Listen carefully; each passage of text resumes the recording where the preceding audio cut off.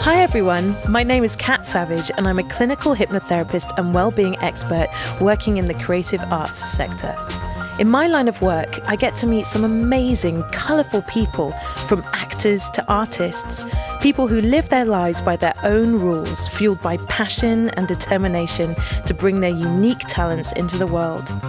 I wanted to discover what it took for people to leave the usual 9 to 5 and hop on a dream, to capture their bravest moments and share these meaningful conversations with you, so that together we can explore the ideas, emotions, and moments that could potentially change our lives too.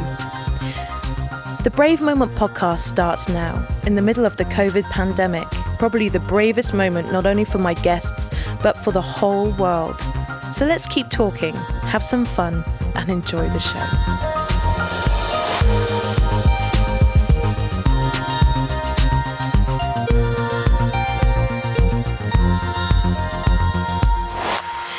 This week on the show, I talk with wild food expert and founder of the Family Foraging Kitchen, Vix Hill-Ryder. Vix is an award-winning forager based in Cornwall in the UK, whose business recently featured in The Guardian as one of the top autumn activities to participate in the country. She has featured in many articles, created her own book on seasonal wild food recipes, and was headhunted by one of the world's best-renowned gin distilleries to be the botanical advisor for their new wild flavours. We talk about everything from top tips on foraging to simple recipes you can create right now in your kitchen. It is with great pleasure that I introduce you to this week's guest, Vix Hill-Ryder.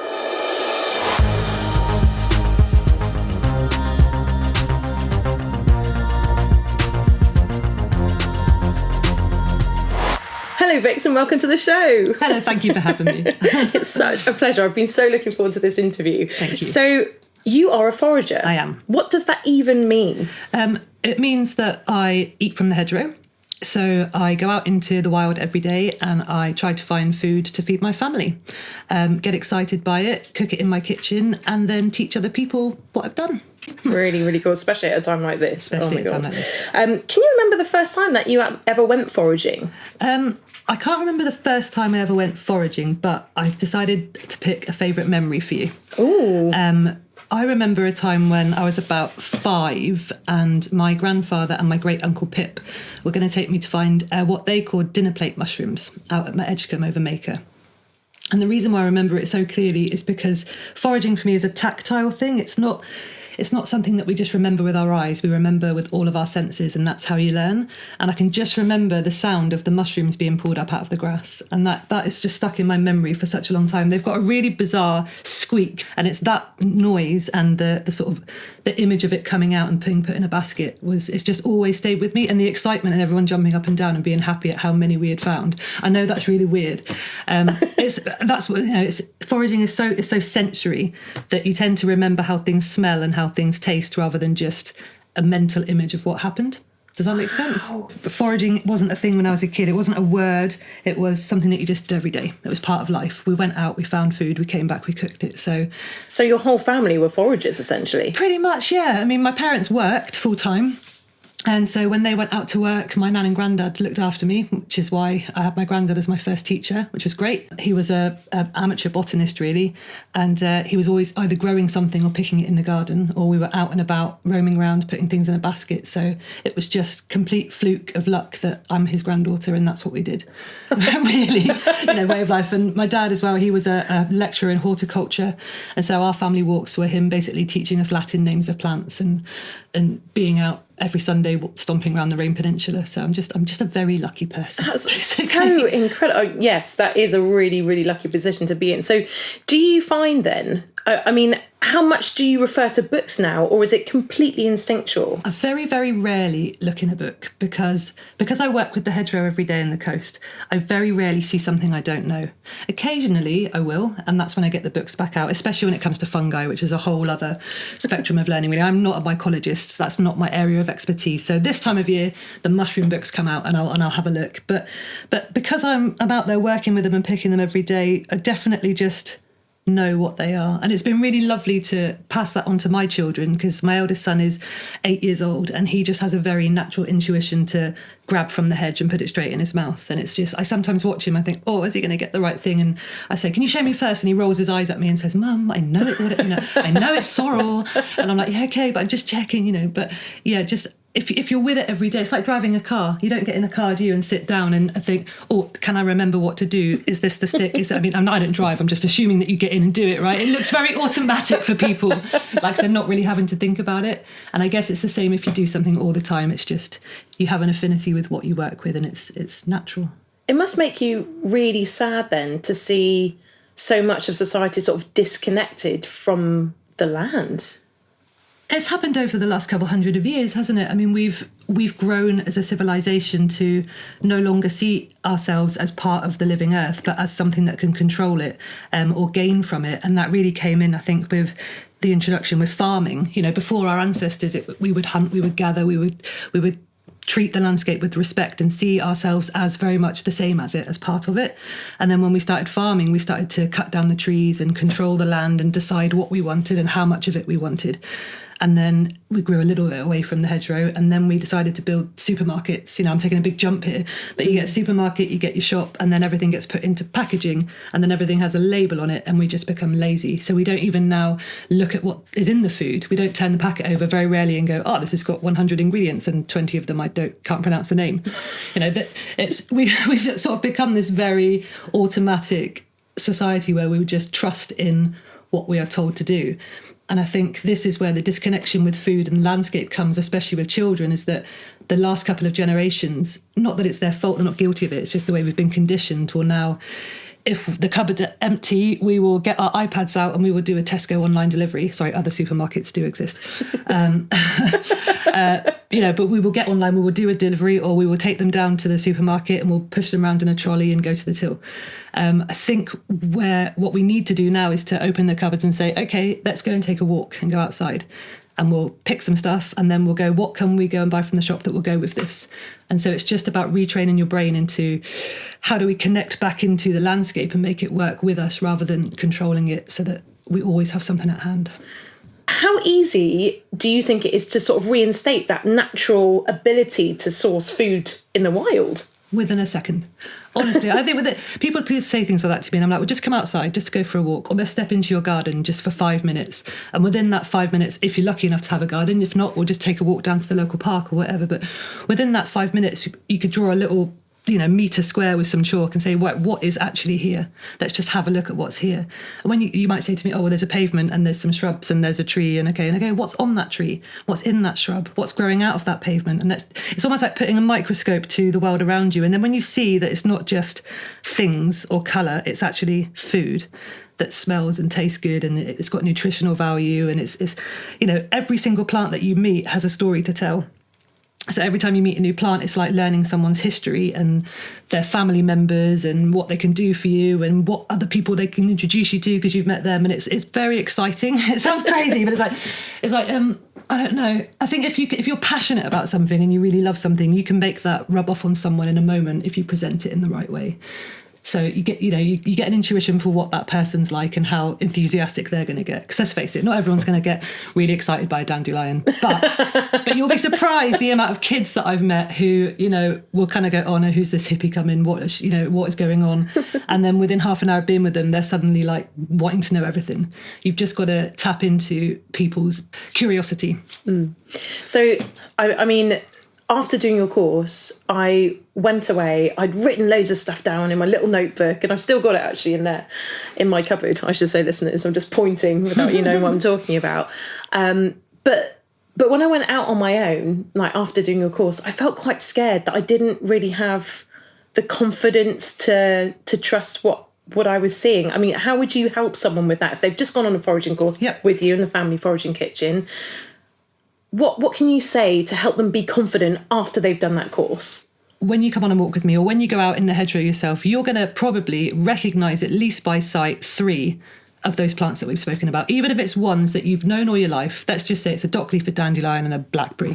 You're going to know those 3 things, and you might feel disappointed with yourself, like, oh well, I know those ones. What about all those other ones? She said, just pick those ones, pick them, put them in your basket, come home, and try a new recipe or try something new with them. And then when you've cooked with those 3 for a few times, then go, right, what other 3 can I remember? The only way you really get to know them is like if we went out for a night out and went to a rave and you met maybe 20 new people that were awesome, you wouldn't have them all back the next day for dinner. You'd probably pick one at a time, or 2 or 3, and invite them around and get to know them really well. It's the same thing, isn't it? I'm not gonna go out to the hedgerow rave and pick 30 plants and invite them into my kitchen for a kitchen party. But I'm probably going to pick 5 and create something really tasty. And so this is what you've got to do. You've got to pick a few at a time and get to know them intimately, get to know them as your friends, and then do that with each one. It's as simple as that makes it so much easier in my head. So talking about 3 things that we could possibly pick, what's in season right now? Oh, there's tons in season, so I'm not going to baffle you with things. So top 3 that you could think of. That's in season right now. Okay, let's go for a classic. Let's go for sweet chestnuts. It's autumn. Everyone knows what they are. Most people, even if they can't recognise a sweet chestnut tree, will recognise the nuts on the ground or their spiky little green cases. And it's so much fun to put on a pair of boots and to squish the outer casing between your toes. Not your toes, that would really hurt. Don't do that. Please wear a strong, sturdy pair of boots, because otherwise you're going to know about it, right? Put your wellies on, squish all them between your wellies, and they'll just pop out, and they're these beautiful brown, golden, shiny jewels, basically, that are so wonderful. Get them home, put a little slit down the side with a knife and roast them in the oven. Take them out, peel them, and then don't just eat them. I mean, a lot of people think, oh, roast chestnut's boring. There's so much you can do. You can do chestnut puree, chestnut pasta sauce, chestnut flour, chestnut cake, chestnut ice cream. I don't know, whatever you like to do with them, put them on your toast. They are a free source of protein that are nutty and delicious, and they're just really easy. So that's number 1. Okay, so go and get them, and we haven't got long left now because we're coming into winter, so go down and get them before the squirrels eat them all. And then I think another really good seasonal one would probably be your sloes. And when I say sloes, people think, oh, okay, gin. Everyone just thinks gin. The reason why I'm really passionate about sloes is because they are not just an alcohol flavouring, although they're wonderful for that. You can really utilise them as a source of vitamin C, as a jam, as a sauce, as a cake ingredient. You can make sloe ketchup. I make a really beautiful sloe and dark chocolate torte, which I serve with clotted cream. It's the sexiest dessert you've ever had, right? And the reason why I came up with that is because my son, my eldest, got really cross with me for making him go and pick essentially what was going to be my booze cupboard, and wanted some kid-friendly recipes. So I spent ages messing around in the kitchen trying to find desserts with these things, and so this really works. So, and if you're doing it with children, then replace the dark chocolate with like white chocolate or milk chocolate, because sloes are quite mature, sophisticated. They're a dark and sophisticated pudding. It's a good one for a date. If you're listening to this and you're going on a date and you want to impress someone, then do that for pudding with clotted cream. So sloes. Oh, and when you finish with the sloes in your gin, as well, if you're putting them in gin, don't throw them away. I see so many people doing that. Take out the stones and put them into your Christmas cake or Christmas pudding, or make truffles with them there. Don't put alcohol-fueled, boozy fruits in the compost. Utilise them, or phone me up and I'll come around. And number 3, so we've got chestnuts, we've got sloes. I'm going to come with one actually that's all year round, but is looking really tasty in the hedgerow right now, and that's common sorrel. I love sorrel. Yeah. That is literally the first one that you made us pick on your walk. It's quite lemony, isn't it? Yeah, it's kind of lemony. A lot of people say it tastes like Granny Smith apple. Oh, really? It's kind of got like this, if you think of what the skin of a Granny Smith apple tastes like, that's sharp. I get that. Yeah, I get it. So it's also apple season, so that leaf really works well with apple dishes. So sorrel and apple and walnut salad is really beautiful. Sorrel pesto, sorrel salsa verde, sorrel with fish, sorrel with egg if you're vegan. Just sorrel in a bowl with some olive oil and balsamic vinegar. I don't know how you want to eat it, but eat it. Really high in vitamin C, more vitamin C than an orange. And you really, at this time of year, can't confuse it with its lookalike in the spring. Lords and Ladies leaf, and my son loves to tell people this, has what's called the road to hell around the outside of the leaf, which is like an indentation that looks like a track, right? Oh, it totally the road to does. Hell. Yeah, and a sorrel leaf doesn't have that. But also, Lords and Ladies only come out in the spring. They start the same size, but they're much larger and wavier, different in colour. They get quite dark green and waxy, don't they, as they get older? Yeah, and they feel different as well. I mean, it's textural. But yeah, if you pick the wrong thing and you're not sure, rub it on the back of your hand first. I'm doing that to the microphone. By now, that your skin is going to be burning. You don't want to put that by your mouth. But once you get, like I said, once you get to know this plant, once you know it, you can, by sight from from yards away, you know what it is, and it's just, it goes so well with everything. You can pick a bulky bowl of salad really quickly, really easily, and it's so fresh and green right now in the hedge. It's great. One of my favourite recipes actually that you taught us initially was to take a dock leaf, fill it with rice, put blackberries and oxeye daisy petals in it. Yeah, that was so nice. Oh my god, it's still one of my favourite things to do. What's your favourite plant to pick? Oh, mate, that's a really hard question. If you were a plant, which one would you be, Vix? I know which one I'd be, but which one? Which one would you be? I'd be a stinging nettle, definitely. I would be Urtica, the goddess that is a stinging nettle. Stinging nettles are so misunderstood, which I think I often am as well. They have this... people are really weary of them, and they see them as this noxious, in your face kind of crazy thing in the hedgerow, or in the garden, which they want to pull out and get rid of. But what nettles are is, they should be the national food of Britain. To truly believe that. They don't grow all over the world. Do they not? No, they don't. There are some parts of the world where stinging nettles don't grow. Right? I can't imagine that. In Chile, they grow them in polytunnels to be sold as vegetables at farmers' markets. Shut the front door. They don't have them in Japan. So there are parts of the world where they don't have these things, and yet we have them here. They've got so much iron within a nettle that they are so wonderful, especially for females, those of us that have a lunar cycle. They're brilliant for us. They're brilliant for muscles. They're brilliant for people with arthritis, with people with seasonal affective disorder, with depression. I swear to you now, and if it doesn't work, come back and hunt me down. If you eat nettles at least 3 times a week, you will be the happiest person. You will be bouncing around, because they naturally, you don't have to sting yourself to get that serotonin in your body. You just have to eat them and make it a part of your life. And they are just... How do you prepare them? Okay, there's so many ways.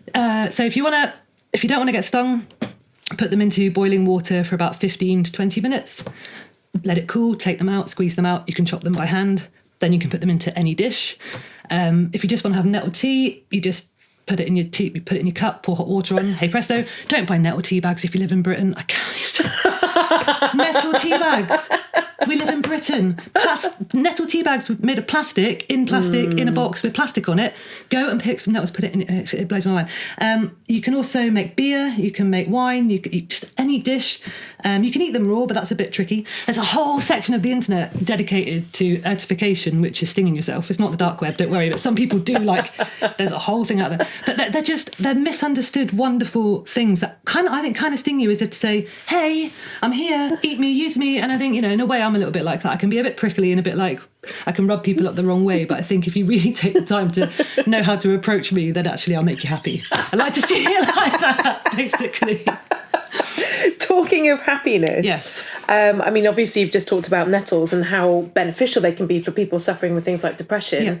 How can foraging benefit your mental health? What are your sort of top foraging tips for people that are suffering with things like depression and anxiety? Well, we all know it's really obvious that going outdoors and being in nature makes us happy. I can be stuck indoors and have my head full of problems, and all I have to do is go for a walk and just keep walking, and naturally solutions will come to my mind, or ideas or things I haven't thought of. So just being outside, even if you haven't got your basket, even if you're not foraging, is going to help. So just get outside is my advice to anyone. I think when you're foraging for food, you're gathering something which is really nutritious and good for you, and you're outside, and then naturally you're going to start thinking about how you're going to cook that dish, and then you're going to spend time in your kitchen, hopefully with the radio on, some nice music, a glass of wine. You're going to take your time. You're going to sit down, hopefully with a loved one, if not by yourself, and enjoy that simple thing of, I have gone and picked something and cooked it and presented it on the table. And that in itself kind of lifts me out of a dark mood anyway. It makes me feel a bit better about the world. But when you start eating these foods, you're putting all this wonderful, great stuff in your body. So it's common sense, really. It really is. I think just get outside and eat something wild.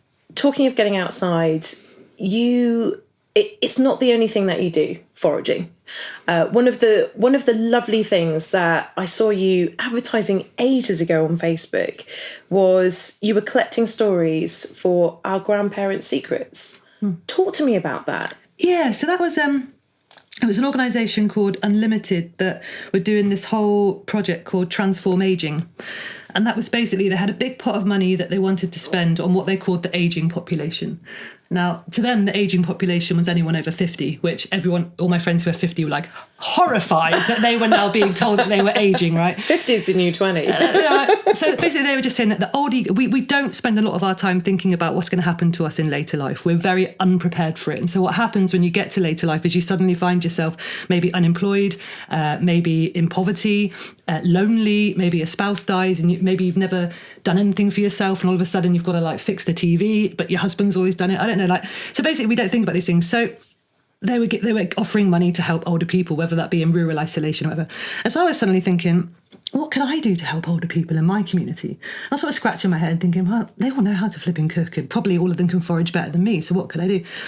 And then I started thinking about my granddad and how he could do everything in my eyes. He was a carpenter. He could sew clothes and mend shoes. He could garden, feed the family. You know, he just seemed to have so many skills that I was thinking, well, what do I have any more of those other than foraging? And I was like, I can't fix shoes. I can't sew clothes. I can't change a light bulb. I can't fix the engine of a car. There were so many things I suddenly thought I can't do. And then I was like, wait a minute, how many of my friends could do this thing? So I was sort of asking people, not many could do it. And then I was thinking, God, our kids know even less. You know, they rely on YouTube for everything. You know, and I do as well. I'm like, how do you do that? Oh, YouTube, right? And I was thinking, no, this isn't right. What can we learn from our elders? Why aren't we asking older people what they know anymore? You know, tribally, we would look to our elders. We would look to our, you know, how they would teach us the skills that they had and we would learn and then we would pass that down to our children. And we've stopped doing that. We've just, you know, we now put our kids in front of a video tutorial online. You know, even in lockdown, I was finding it was happening with my kids. You know, all the teaching was online. It was like, oh, let's have music classes. Miley Cyrus or whatever she's called is going to do the music class now. Great. You know, why aren't you asking your granddad who can play violin? You know, I know lockdown was very different, but so anyway, so I went around and I decided to ask all the older people in our community, age 50 to 100, what they knew. And then I interviewed them a bit like this. I did like an audio interview and then I wrote their stories down and I chose, I think, 30 of them to be published in a newspaper, which I spent ages writing, photographed them, and made this little newspaper called Our Grandparents' Secrets. And then what came out of that was that we started to employ people who we'd interviewed in the business. So I suddenly got willow weavers and people that could sew tapestries and people that were journalists who wanted to take creative writing courses. So all these people started going, well, could I do something? Yes, absolutely, come down. People that wanted to make jams. It was just great. It was great. So we could now offer employment to those who were retired or were 50, around 50 and struggling to get back into the workplace, offering traditional skills back to the community, which is flipping awesome, really. I met some really cool and interesting people. Who was your favourite person? I know that's a really hard question to ask her, but what's the story that stood out to you the most? Oh, okay. There's a few really good ones, but there's a guy that lives in Plymouth with his wife, and he kept phoning me up. He was a lovely guy, but he would phone me almost weekly for a chat, and he kept saying, "You've got to come to my house. You've got to come to my house." It turned out that he was an engineer. And he used to work in the boatyard and he was a designer of things, basically. And when he retired, he decided to turn his knowledge onto his household. So literally everything in his house was designed to save money or save space. And it was just insane. So I went to his house and he had all of his heating was rigged up so that he didn't have to pay any heating, and it was solar everywhere, and all the stuff in his house was made out of recycled, upcycled. And it was just, you know, he was showing me all these bills and stuff of how he pays hardly anything and how he conserves water. There were so many things, like he had designed a shower thing for his wife, you know, out of bits of crap from the skip. But he was just saying that you can be so self-sufficient if only you had the skills to do so, and they're so easy to learn if you ask people who know how to do those things. So it's literally just, don't be afraid to ask. If someone can do something that you really want to learn, just go and ask them, how do I do that? And most people will be willing to show you. They would just be willing to show you. That's great, isn't it? From that experience, what skill have you taken on? There were so many things that Martin taught me. I was trying to think what the best one was. I think the water thing was what he gave me the most, really. Everything in his garden was rigged up to catch or trap rainwater, and he had all these things on the top of his house that would do that as well. Because I mean, I know from this summer, you know, I've just made a new garden, and we had like an over £300 water bill because I was watering the garden morning, afternoon, and night, not really thinking about it, like splash happy, you know. Oh, my cosmos don't look blushy enough, splash splash. Right? And then we got this water bill, and Hill was like, my husband was like, oh my god, if gardening cost this much money, you're never doing it again, right? Then I suddenly thought, what am I doing? I saw what this guy was doing, so now I'm like putting water butts everywhere, and we've just put some plastic tubing on top of our woodshed that collects down into our water butt. Like anything you can do to save water to water, like anything, just things like that. Just silly things that people who are older with more common sense than me do that I can learn from. I think really. Talking of the water, you don't just forage on the land, do you? No, you forage in the sea as well. What can we find on our shoreline here in Cornwall? Oh, this is like, so basically foraging is like Alice in Wonderland. And when you start, you do all the hedgerow, you do all the woodland and all that, and then when you start looking at what's available in the sea, you go down this extra rabbit hole of just awesomeness. We've got over 800 varieties of edible seaweed in the UK. That's insane. Okay? 800. What? Now, not all of those are gourmet ingredients, you know, but there are at least 15 just on our doorstep, which are miraculous ingredients and actually contain every single nutrient that we need to survive as a human being. So I always joke to my customers, like, if we have an apocalypse, head to the beach, because that's where your food is, you know. I totally agree with that. Don't get stuck in a supermarket with the zombies. Go to the beach. So yeah, we've got things like dulse. Now, if you're vegan, that's really important, because dulse is being promoted across the vegan market as bacon, the vegan bacon. So if you pick dulse and you fry it or cook it, it does taste like bacon. It's amazing. Wow. And it's just hanging there off the rocks, you know. We did a festival once, and we were cooking up DLTs, dulse, lettuce and tomato baps, and they were flying off the hook. But it's just great, isn't it? I mean, and there's no seaweed that you can pick off the rocks on the shoreline that will harm you. So, you know, you were saying, I went out my basket and I was a bit scared, blah, blah. It's a whole different kettle of fish on the beach, because you can just go down there with the scissors and you can, like, it's literally a whole kettle of fish.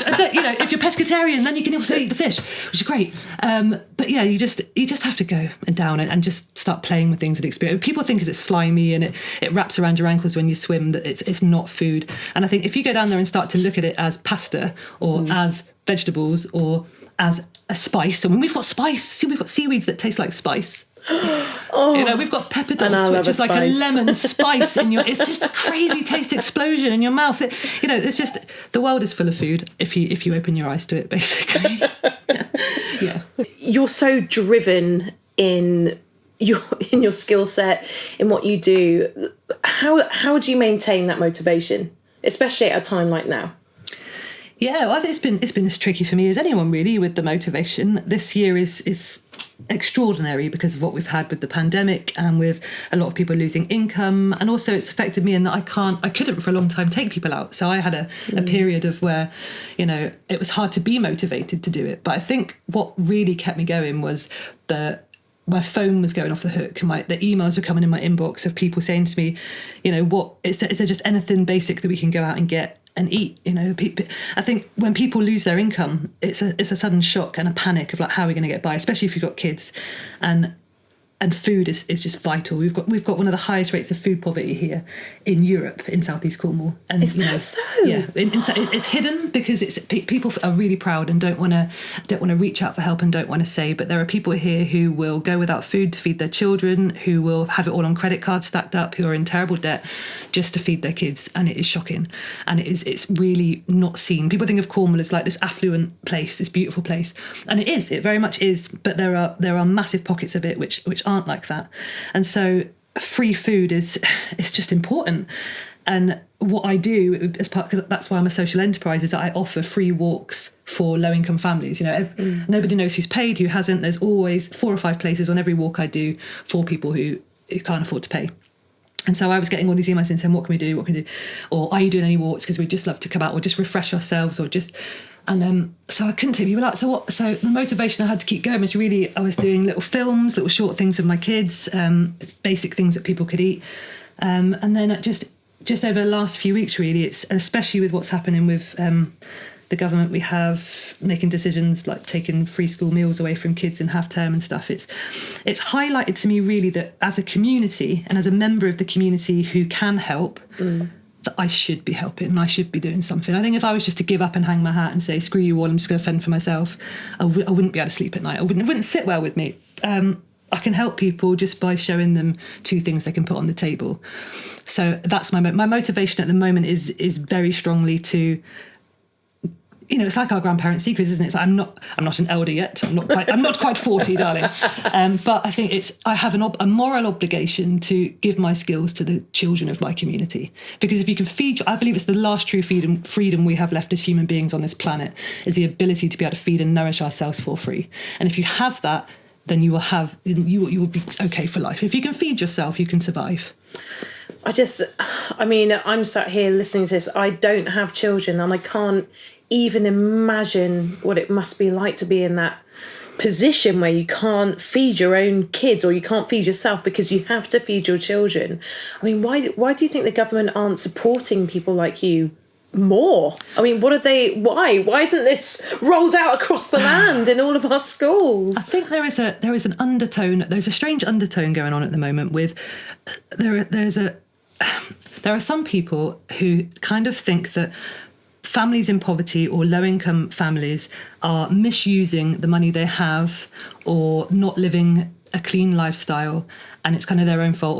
Or if you can't afford it, you shouldn't have too many children. Or if if we're going to give you more money, you're going to go and spend it on cannabis and pints of Tenants or whatever. There's this kind really of very expensive things. I think it's a bit like that argument. Why would I give money to the homeless man? He's just going to go and spend it on a bottle of whiskey. There's this real kind of strange undertone of, I see it a lot on social media. These comments like, why should we, fund these low-income families? But it's like, no child is born into their family of choice. No person on earth goes, I think I'm going to go and be the child of Mrs. and Mr. Smith, the crack dealers on the corner. No, nobody has this. Every single child on the planet has the right for nutrition and to be fed and to be looked after and cared for. That's just it. There shouldn't be a moral question over that. That should be how it is. And we all find ourselves sometimes affluent and sometimes with no money. It can happen overnight. I went from a really high salary in London back in the day, in part of my salary career, to suddenly having nothing. That's how I started this business. I went from really high money to nothing, and then foraging wasn't just a hobby, creating gourmet meals to flog to restaurants or to chefs. It was necessity to put food on the table for my family. So, I don't know I can't say where I lie politically because I might lose half my customers, but let's just say that I think this current government could do better. Yeah, I agree with that.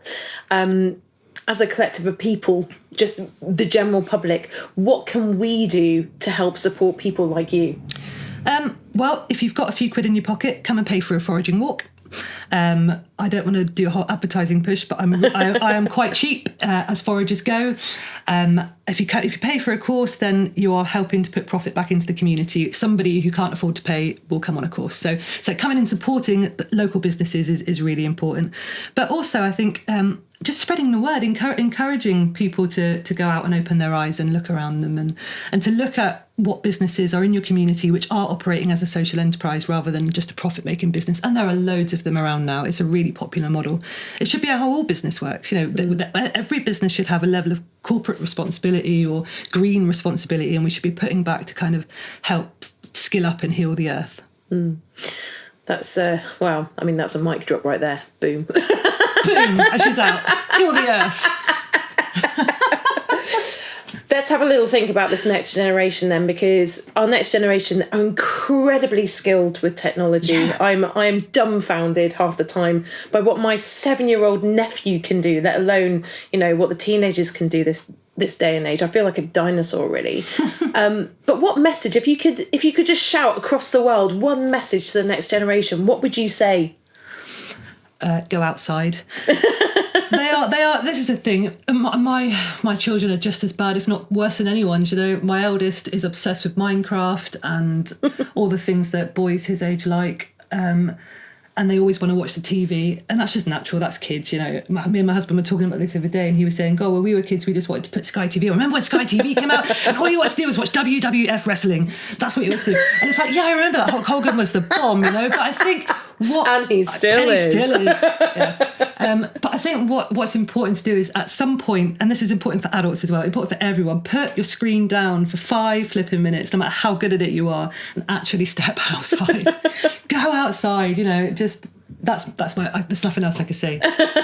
Go outside, whether you're surfing, walking, running, jogging, foraging, just lying in the sun, get some vitamin D into you. It's the best medicine. That's my advice. I love it. Funding. We had a little chat before you came on the show today, and you were talking to me about your next project that you could possibly do if you had the funding for it. Talk to us a little bit about that. Okay, so we've got hopefully some money coming in, but we're not sure yet. We're still waiting to hear back. So the idea is that we're going to carry on from a long-term project we've had running called Free Food Forever, and this is where we basically show you what you can pick seasonally all year round and how you can cook it into really easy meal ideas. But we're not just going to do that. We're also going to do wild food boxes. So it's going to be every household will be entitled to 1 wild food box a month. Those who sign up. I'm not going to randomly shove it on the doorstep and run away like Cherry Knock. Here you go. What's the you're going to have to sign up to the scheme. So it's free, but you ask for one, right? And so 1 a month. And in there will be some wild ingredients. They will be labelled because I know how everyone likes their labels. And there's going to be a little recipe card in there of 1 simple recipe with each of those ingredients that you could do. There's also going to be a little bit of guidance, almost like a treasure map of whereabouts in the locality you can get those things. Now, it's not going to pinpoint. It's not going to spell it out for you, like go down the steps and turn right. It's going to give you an idea, because part of foraging is about the exploration and the treasure hunt of getting it for yourself. And also we have to do this responsibly and not overpick and not trash the countryside. So it's going to give you some ideas. And then we will have free spaces on all our walks. So what you do is hopefully you'll get the box, you'll get the ingredients, you'll cook the dish, you'll get really excited, you'll want to come out on the courses, you're going to want to learn more. And then after a year of that, you're going to be confident to then just make this a part of your everyday life. So this is a scheme that I want to roll out here first, see if it works. And then if it does work, then we've got the potential really to roll this out nationally, because there are foragers all over the country, all over the world. There's no way this can't go further, and just get other organisations doing similar things in this area, so that foraging stops becoming a trendy or hippie or I don't know. People joke to me, they're like, "Oh, we're so poor, we're gonna have to come and eat berries with you," and it's like, ha ha ha, yeah, but you're not realising that it's actually I'm the lucky one, that I'm eating the berries out there, and you're eating, I don't know what you're eating because I can't understand the label. So it's gonna be wonderful, and hopefully it's going to inspire a whole generation of people in our community that it's going to become like foraging's not a term, it's a way of life, like when I was with my granddad. So it's full circle. That's the plan. If your granddad was sat here now and he could hear you talking about this, what do you think he would say to you? He'd probably have to turn his hearing aid up. He'd probably say what quite a few times before. I honestly don't know. I hope he would be really proud of me. I do hope that, but it's hard. I get quite emotional when I think about him, actually. I wish he was here now, but I think he would just be really proud, and I don't know. Can't really say because he's my granddad. Aww. But let's carry his mentality forward. I miss my granddad too. He was an exceptional man. He was Belgian for a start, so he would come into the room, demand a coffee, and then go immediately out into the garden. And he was a very avid gardener, very, very cool man. As was my gran, actually. Very different mentality to the world in that generation. Oh, totally. I'm growing chrysanthemums in honour of my granddad, actually. Now I've got my own garden. He always used to grow chrysanthemums and sell them on the front step. Oh, wow. Like always. So I'm trying to, at the moment, they're all coming into bloom, so it's really lovely. Do you know what I would love? A pussy willow tree. Yeah. Because when I walked into my grandparents' house, there was a pussy willow tree in the middle of the front garden, and we used to pick the pussy willows and stick little googly eyes to the top of them and pretend they were little mice. Yeah. And that always, every time I see them, I think of my grandparents, along with bluebells, because they had a lovely bluebell wood at the bottom of their garden, which we used to play in as kids. And it's incredible. My memories of my grandparents are all outdoors. Yeah, but they're not just visual, are they? They're sensory. They're very sensory. Yeah. Oh, I'm really gutted that we're coming to the end of the show, because I've soaked everything in, as I always do whenever you talk about foraging and stuff like that. Now, the show is called The Brave Moment, as you well know. So talk to me, what do you consider to be your bravest moment? I think was doing this really. I mean, the reason why it all happened is because I met this wonderful lady called Fee. This beautiful lady who was doing a bag workshop up at Maker when Maker Junction was open. That was another really cool place that shut down, unfortunately. There was this bag making workshop, and Sage was really little, and he was just lying next to me on the floor. And I remember thinking how cool it was to learn how to make a bag. And Fee said, well, I'm sure you could teach me some cool stuff. And I was like, I don't know anything. My brain just went blank. And I said, I could show you what you could eat from the hedge, I suppose. And she was like, what? And I was like, yeah, I pick food from the hedge. And she was like, well, that's cool. Can you come and show me? And I was like, well, yeah, I guess I could. And it just it was being brave enough then to think, can I actually do this? I'm not a botanist, and I'm not a trained teacher. So why on earth should I be going out there and teaching people what they can eat? But this is my whole life, and it's my passion. And I think sometimes you have to practice what you preach and preach what you practice. So yeah, she kind of gave me the balls really to be brave to go and do it. But then also being brave was having to go and stand in front of panels of people time and time again, asking for money to do what I do. So the amount of times I've been stood in front of like Dragon's Den and gone, please give me money for berries and nettles because, and in front of lots of competition and get the money. That's always been hard to do, but it's getting up there and having confidence in yourself and just doing it. Be brave. If you're passionate about something, make your passion your reality, and you totally have the balls to do that if you put yourself out there. Thank you so much for your wonderful words of wisdom today. It's been such a pleasure to have you. You're welcome. Thank you. If people want to find you online, where can they look? Okay, the plug time. So I'm on everything. The website is www.familyforagingkitchen.co.uk. We're on Instagram, we're on Facebook, we're on Twitter, we're on Pinterest. We're there. So just find me somehow and get in touch. That'd be cool. Thank you so much, Vix. You're welcome.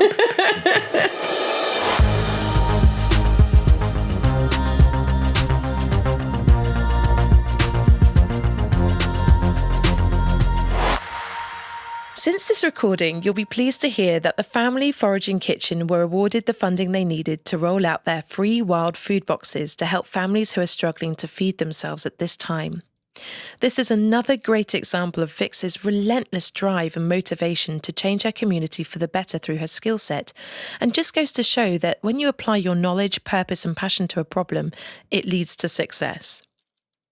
For Vix, it isn't about her. It's about serving others, continuing to share her wisdom so that as a whole, everyone benefits, everyone learns something new. She isn't precious about her gift or interested in charging vast amounts of money to release it to the world. She lives it, she breathes it, and as a consequence, success follows her in the form of recognition for a job well done, feeding an entire community for free, and building a brand whose reputation for excellence precedes it. So ask yourself, what does success mean to you? What does being brave really mean? To me, being brave is simply beginning and actioning a vision and seeing it through, whatever that takes. And being successful is having others recognise that what you do has some sort of purpose for the world, be that bringing joy, the use of a skill or tool, or influencing the world in a positive way. All of which apply to Vix's business and way of life. Most importantly, how you feel about what you do in the world influences your personal success in it. If you found your skill and your passion, however challenging that may be, however crazy it may sound to others, if you feel it's right, then do it and do it 100%. Because what may be something that comes naturally to you may be crucial for others, and in Vix's case, may even save someone's life or livelihood. If your idea is small, maybe start by sharing it with a few good friends or family members, people you trust to give you good advice. Or, if like me, you feel you have so much to learn about the world, seek out people like Vix and find a skill that speaks to you. Apply it bit by bit to your life, and who knows, maybe your new hobby may become your greatest passion. It takes courage, time, and repetitive action to do something extraordinary with your life, but if you stick with it, and enjoy it every day, in just a few months you will start to see results, improvements, and something of significance that you have learned, made, or done. Start to see how your idea could help others and reach out and connect to other people. Don't be afraid to ask for help. That's a biggie, and in the beginning you will most likely need it. I suggest reading Amanda Palmer's book, The Art of Asking, and set your ideas on fire. Keep a journal of your journey so you can visualize your steps and see your progress and carve away time and priority to allow your dreams space in your life. As Jean-Paul Sartre once said, commitment is an act, not a word. Join us next week when we speak to singer and songwriter Charlie Harris on her excellent musical journey. Thank you so much for taking the time to listen to the show. If you have a spare moment now, please like, subscribe, and tell me your thoughts in a review, which will really help other people like yourself to find the show. Of course, you can also share with your friends and follow us at the Brave Moment Podcast 2020 on Instagram or the Brave Moment Podcast on Facebook. If you're interested in getting in touch, pop on over to the therapy page Coping to Mastery on Facebook or via the website copingtomastery.org. It's been so wonderful to have you all here with me again. Please get in touch with the show with your own stories, and don't forget, your brave moment starts now.